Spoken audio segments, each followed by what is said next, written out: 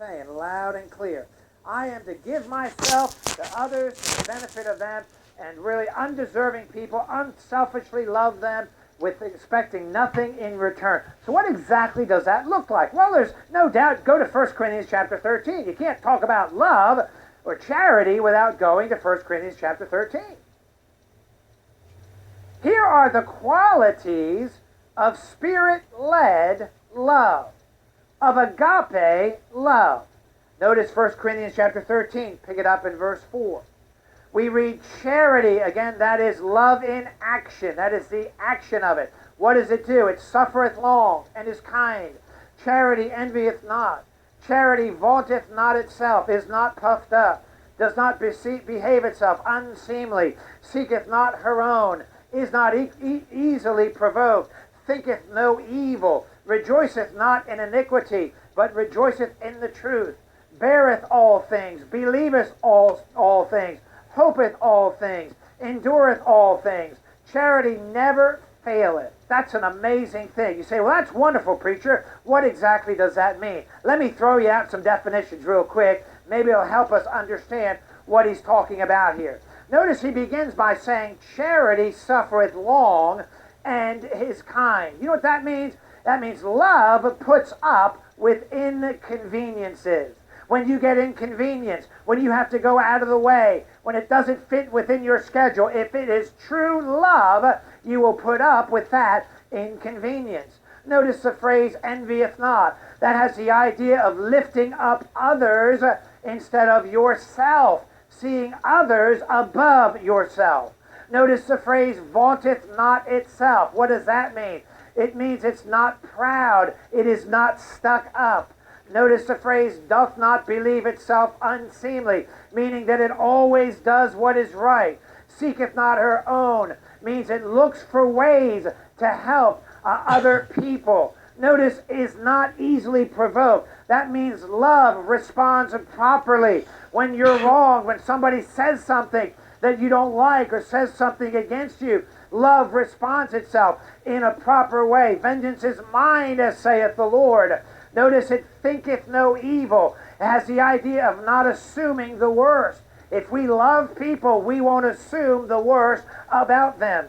Notice the phrase rejoiceth not in iniquity. In other words, doesn't enjoy what's not right, but rejoices in the truth, gets excited about what is right.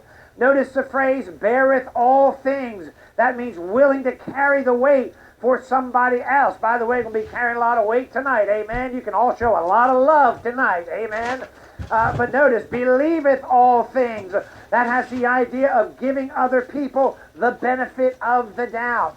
Hopeth all things means expects the best and not the worst. The world would say be an optimist, not a pessimist. But I think you know the biblical sense of that. Endureth all things means keep on keeping on. Understand, this is what true biblical Spirit-filled love is. This is how we display it.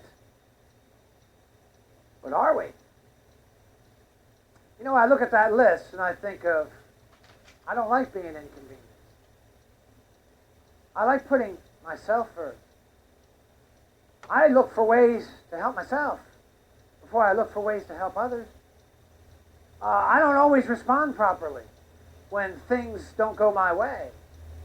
I have to watch that I don't assume the worst about everything, because that's an easy thing to do. I have to be careful that I give people the benefit of the doubt, because so often I don't. And as I go down that list and I think about it, I wonder, am I walking in the Spirit? Are you walking in the Spirit? You see, love is going to be something that's displayed. It's going to be something that's sacrificial. It's going to require a death to self. If not, it's not love. You see, it gets kind of in my lap when I start looking at what love is supposed to look like. Are you expressing that kind of love? Let me give you the last thing, number 3. Notice not only the definition of love, the display of love. Let's talk about the deviation of love. What causes us at times? What are some things that we can do